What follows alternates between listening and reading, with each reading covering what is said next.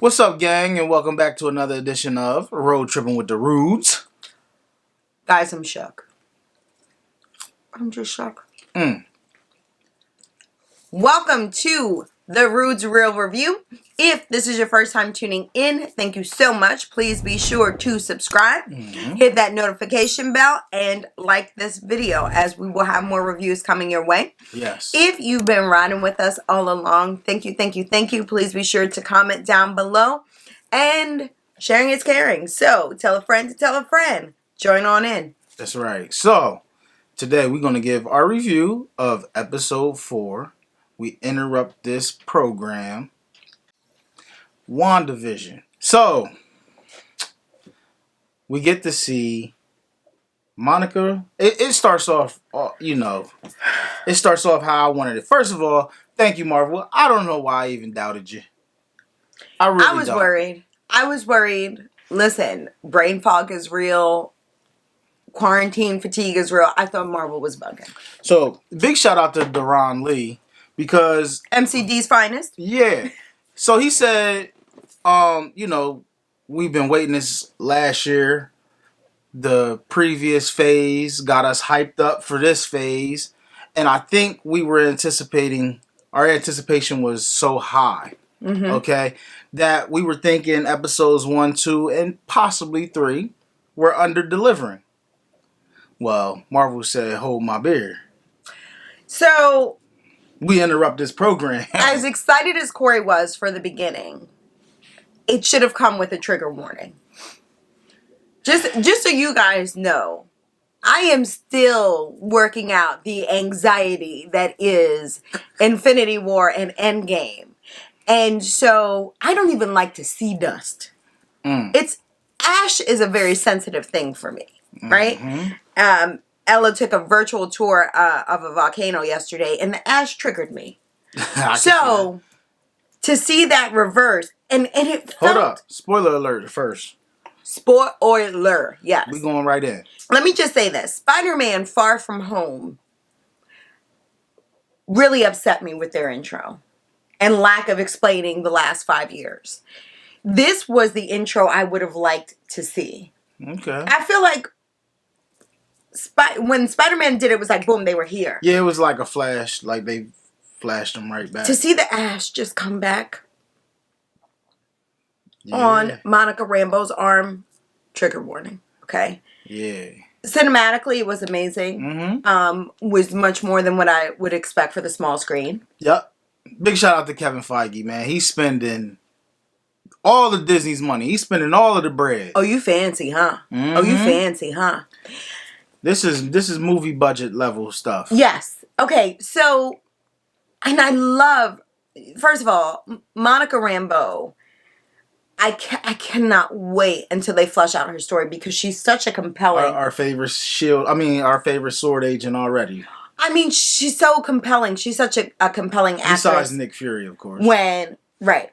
Nick is like drinking pina coladas, right? Yeah. So, but Monica Rambeau was so compelling. And even like when in episodes 1, 2, and 3, she still was somebody that you were very interested in. Yep. So, first of all, the actress that plays Monica Rambeau, Tiana Ferris, she's just so...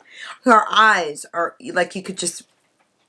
And then, Agent Woo. Jimmy, like, is so calm. So the theories are right. So everybody on the first episode, or what was it, first or second? One of them episodes, when you hear the voice coming over, a lot of people were saying that was Jimmy Woo. So kudos to y'all for figuring that out. Off the rip, just off of that little scrambled little voice, coming through the radio. But yes, in fact, it was Jimmy Woo. So you see Monica Rambeau in the hospital, reassembled, right? Dust, but back to life. Looking for Maria. Looking for her mother because she was in the hospital room post-surgery. Everybody... So many people are being redusted, right? And dropped in, so it's complete chaos. She finds out that her mother has since passed away from cancer. Right. To her, she thought she just took a nap. She said it couldn't have been over 20 minutes. Yeah. But the doctor much better way of explaining it than Far From Home said the same thing. I wasn't a fan. They said it felt like 5 minutes. I said what it Even said. in Endgame, they said that. I said I was very underwhelmed with Far From Home. But that part of the movie was great. But anyway, she then returns back to work after 3 weeks. So we don't know what happened in those 3 weeks. But she returns back to work. You know, the position that should have been hers is someone else's, right? Life happens. And they ask her for her help. Right. And it's crazy that she couldn't go back to space. She wanted to She's go back ready. to space. Right. She's like, put me back in the quantum realm. But her mom made a protocol saying that if anybody came back, any agents come back from being dusted, they got to work on local stuff first. And I think that was important, right? Yeah. That's such a mom's safety net. Right, and that's how she looked, too. She's like, oh, Mom did it again. Yeah. Yeah. So, boom. She meets up with Agent Wu. Mm-hmm. And they're in front of Westview. Mm-hmm. Which, I think we mentioned it, too. When they had mentioned Hoboken, we were feeling Jersey vibes. I'm not sure if we mentioned it. But if you aren't sure, like we aren't sure, run back. Our review of 1 and 2 and review of 3. We'll have those linked. Right. I knew the cops were back in time, if you will, because they referred to them as the Alphabet Boys. Remember, he was like, oh, I see you and your Alphabet Boys, which is so old. He didn't say Alphabet Boys. He did. He said G something. Oh, G-Men. G-Men. Which I don't even know what that reference is. So G-Men was like, there was a big propaganda campaign to like, for the FBI. Yeah, J. Edgar Hoover was like hyping them up. And there were movies, right? Like Big Gangster, you wise guy, that type okay. thing. So I thought that was good. We finally figured out what the helicopter was. Well, hold on.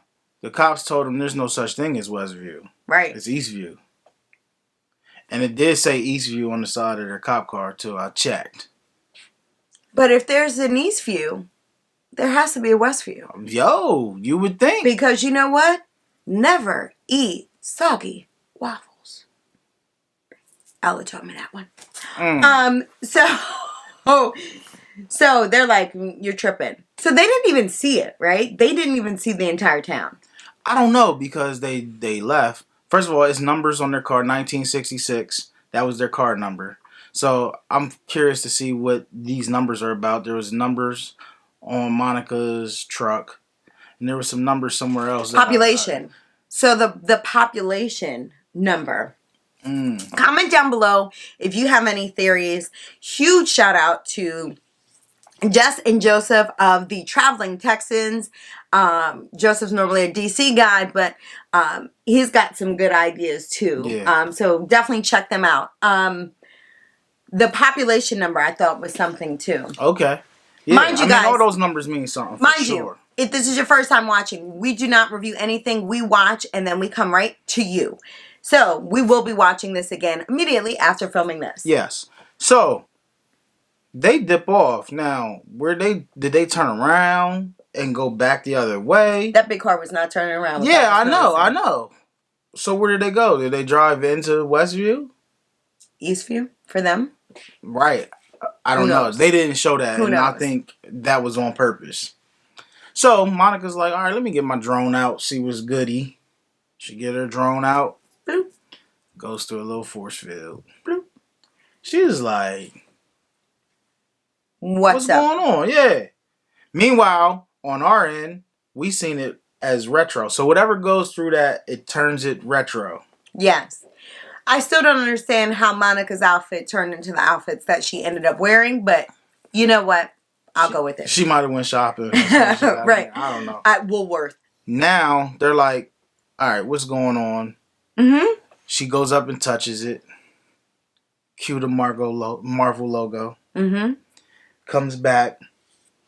We see some scientific people, I'm going to say, in the back of... It was 24 hours later, next day. Yes. We see some people coming in the armored vehicle. One of them, who is Dr. Lewis, right? Dr. Lewis, I forgot what type of engineer she was. Not important. Astro. Is that astrophysics? What it was? Okay.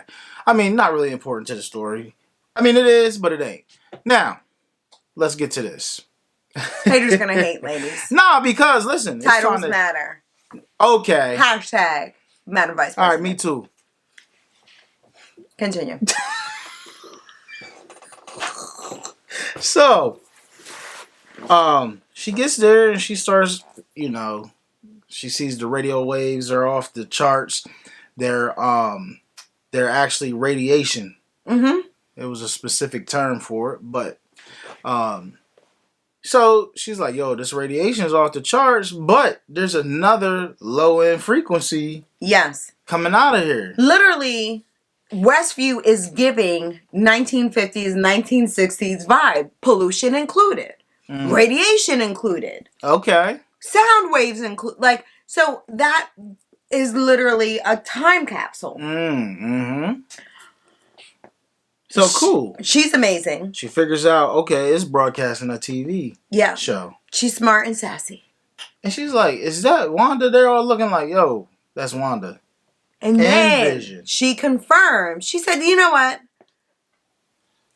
Blip aside, or dusting aside, isn't he dead? Right.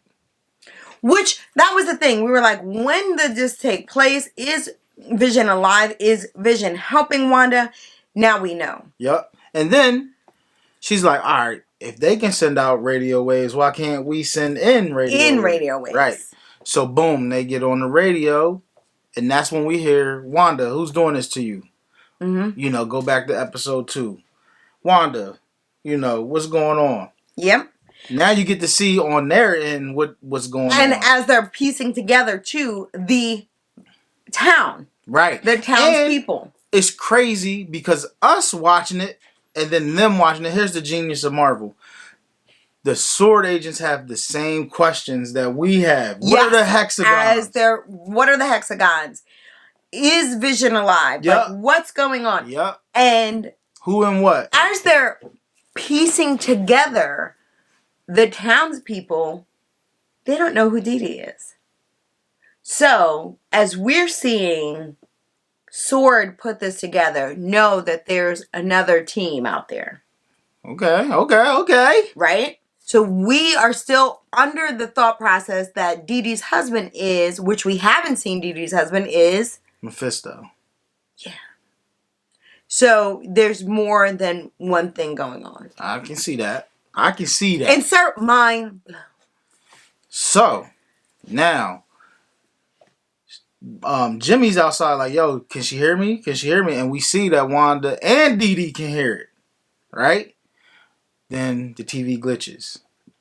Mm-hmm. Right? But as we seen it, this is what we were talking about in our last review, right? Marvel's going to make you go back and watch these other episodes because on their end, it's just a glitch in the TV. She's like, yo, what just happened?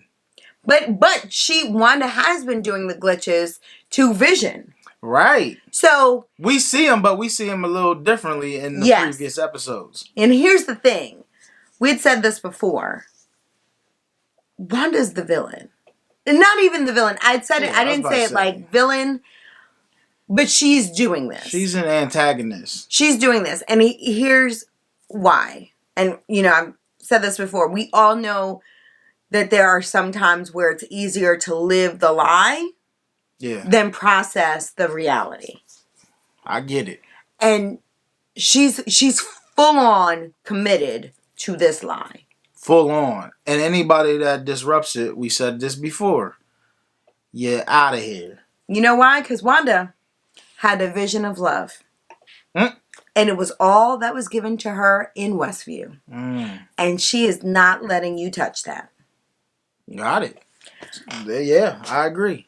So, now, Jimmy tries to contact her. It glitches. They don't know if they heard it, if she heard it or not.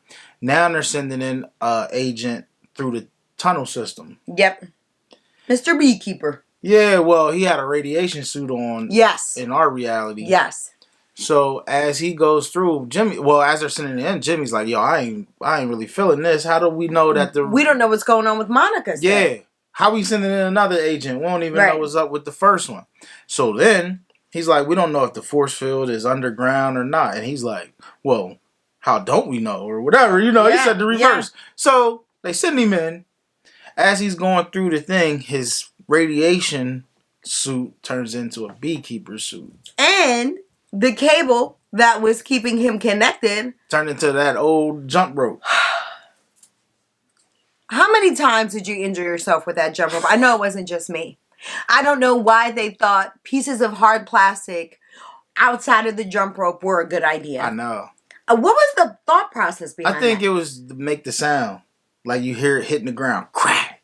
Crack. I don't know. And I feel my skin crack. I know. Crack. Like, I don't know. So now, Wanda and Vision sees the beekeeper come out of the manhole and she says no. Yes. Right? Just like we seen it. Mm-hmm. It glitched again.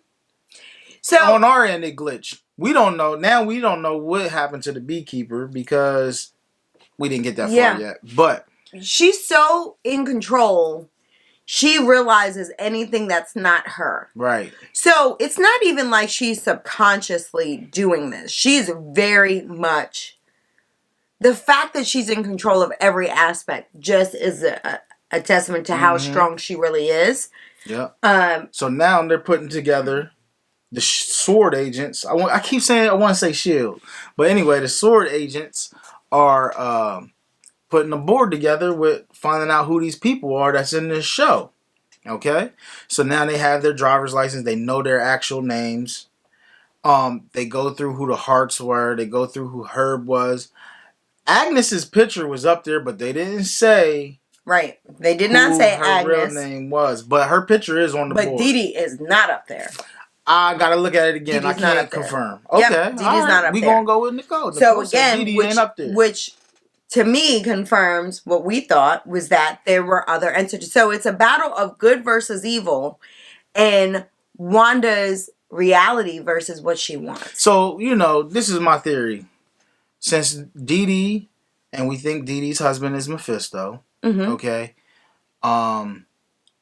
We do know that it's other forces working here, which means to me, Dee Dee and Mephisto are, and I'm going back to comic book logic on this. Yeah. They're there to steal the babies. Yep. Yep. That's just what I think. They're there to take the babies. We'll find out. She calls her husband Ralph, right? Which is giving you Ralph Cramden vibes, but I think so.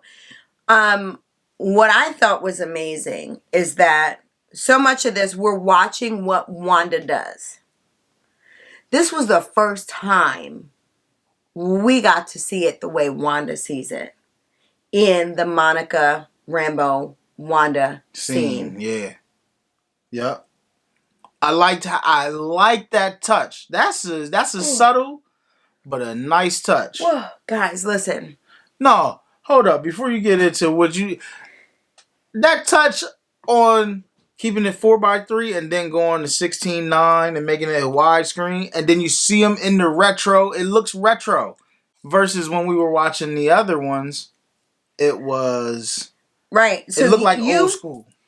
So you see the old school setting, and as Wanda's beefing with Monica, you see Wanda start to go into reality, and the settings on your TV screen come to present day. Mm-hmm. And then we weren't ready. That interruption in her mind, thoughts, or whatever of living that lie were interrupted by Monica, and nothing makes it more clear than when she looks up at Vision.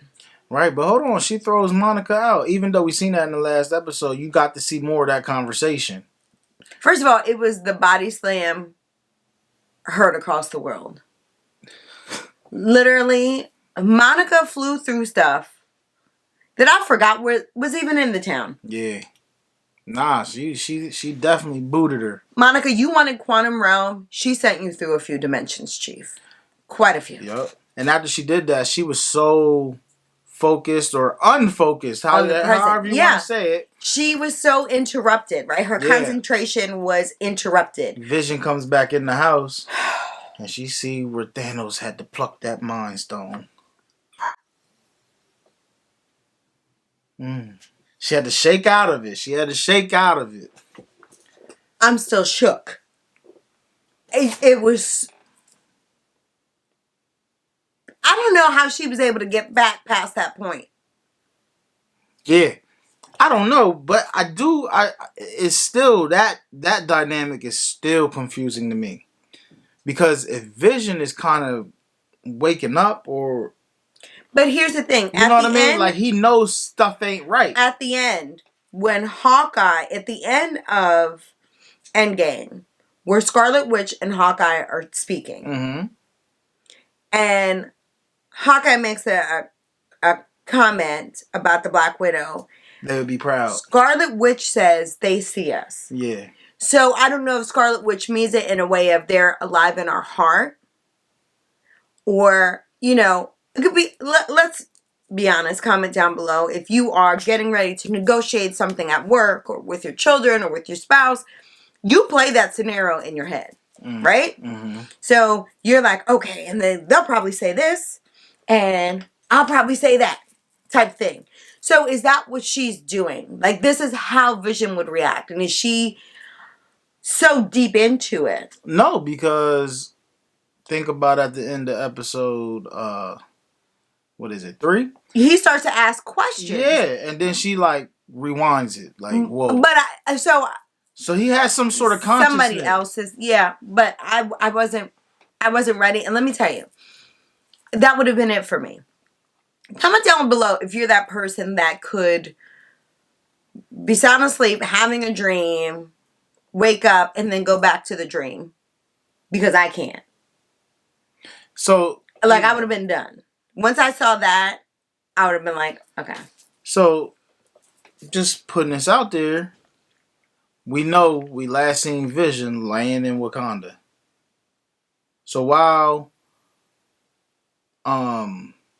Scarlet Witch is doing her little thing, is Shuri working on Vision? And this is why he's having some sort of consciousness? I don't know, because his physical body should still be in Wakanda. And can we talk about the fact that that shield over Westview looks a lot like the shield over Wakanda? Yeah. So is Shuri like, you know what? She's just going to be in the way. Let me distract her while I'm working on him. I don't know. That's a reach, but this is Marvel. Nothing is a reach. Nothing. Yeah. Well, so guys, this episode is what I was expecting. Out the gate. Well played, peeps. Well played. I was discouraged. I was worried about Loki. I wasn't. I was not. Never. I had concerns. I did not. Never. Did you see the trailer? If you don't trailer? question every single thing post 2020, I don't know who you are. You seen the trailer for Loki? That joint's crazy. I seen the trailer for WandaVision. I didn't have the same feeling. So, thank you. Speaking of trailer for Loki, if you've not seen our trailer for our Loki, please be sure to do so. We have a new addition to the household, and our T'Challa is not a big fan yet of Loki. Nope. But we'll figure things out. Yep. But listen, great episode. Kudos, Marvel. We appreciate you. Friday can't come soon enough. Yeah. Like this is... So when it comes to series, Corey and I never watch weekly series. Mm-mm. We always have to hold off and then binge watch it. Binge watch, because that's just who we are. And it's even like when we were dating, we'd like binge watch stuff. Mm-hmm. And we didn't know what it was, because we created that. Yeah, we invented that. We would just like literally spend the weekend in and like catch up on things, and it would be like maybe series that Corey watched that I never did, or vice versa. Yep. I cannot wait to read, hear about everyone's reactions to this one. Yeah. This was what we've been waiting for. Yeah. This absolutely, as you said, is going to make me look back at every other episode. Yeah. With a new set of eyes. Mm-hmm. I know you're like, she's not the villain, she's the antagonist. I still, I'm still not Team Wanda on this. This is not okay. It's not okay that things didn't go the way you wanted. So you're just going to put everybody else through stuff. It's just not okay. You have to accept the reality and move on. I mean, I have this conversation with myself on a regular basis when I stand on the scale. I can't make it up. I can't rewind. You just got to push through. But anyway, so looking forward to episode 5. I don't know where they go from here. It's going to be amazing. It is. Comment down below what your predictions are, what your thoughts are of this episode, and if you're going to rewatch the first 3. If you haven't done so already, I don't know what you're waiting for, but be sure to subscribe, hit that notification bell, and like this video. We will have more heat coming your way. And hold up. Just on the way out, the sword agents are as confused as we are about why it keeps jumping decades. That's how I feel every birthday. I'm just saying. Because in my mind, I'm 25. I remember one time when outside was open, I was walking in the mall, which I normally don't shop, and I caught a glimpse. I'm like, who is this lady next to me? It was me, guys. It was I. Anyway, guys, thank you so much for tuning into the Rude's Real Review. And if you aren't doing so already, be sure to follow us on social media. We are on Instagram. We are on TikTok, which the girls have some stuff coming your way. And you can find everything on our website, roadtrippingwiththerudes.com. And until the next time, guys. Keep tripping. Bye, guys.